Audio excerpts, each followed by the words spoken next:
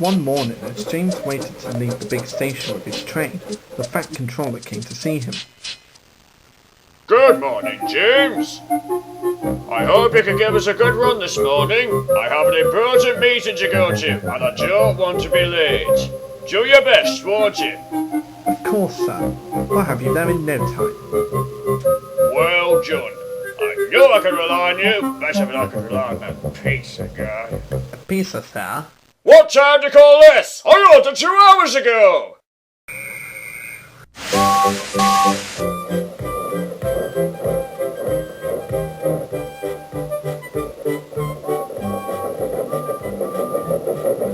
On every passenger train, there is a thing called an emergency cord.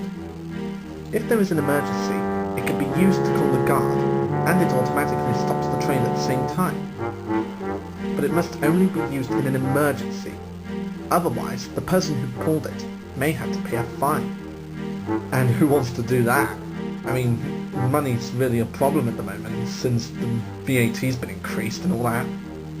Anyway, on James the Train's day, there was a party of foreign holiday makers. They could not understand English very well, and thought that the chain above the door was for calling the buffet cart attendant, so they pulled it. Why there's no signs that anyone in the world can read near that chain, I'll never know. The brakes came on suddenly, and James had to stop.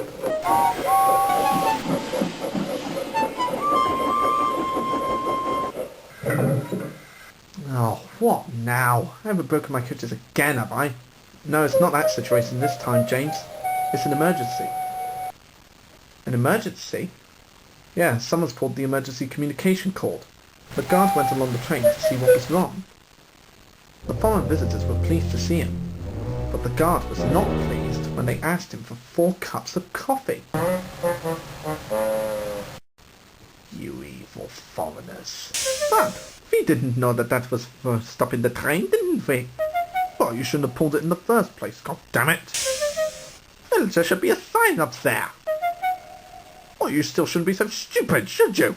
Well, after about an hour of arguments from the guard and the foreign visitors, the matter was soon cleared up and the guard told James that he could go. But when he tried to start, he found that he couldn't. The sudden action of the brakes had locked them, and James could go nowhere. What was worse, the train had stopped on a level crossing, and soon there were queues of cars waiting on both sides to get to the railway. James was overcome with embarrassment, but he couldn't do anything about it. Oh boy, I haven't felt this embarrassed since the time Gordon embarrassed me in front of Emily. Hey Emily, before you came here, James once had an accident with coaches, and then they had to be fixed with bootlaces. Every freaking time. The Fat Controller came to see what was the matter.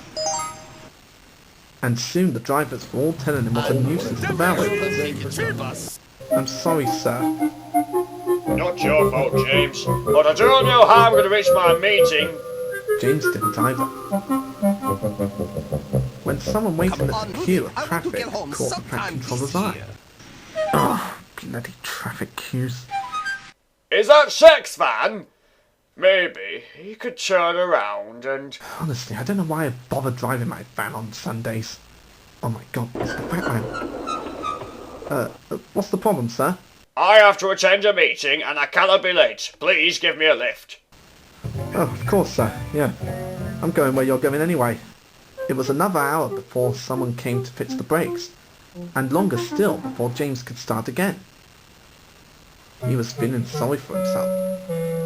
The foreign visitors were sorry too, but they promised not to make the same mistake again. James felt certain they wouldn't, otherwise they'd be dealing with another angry guard. Evil foreigners.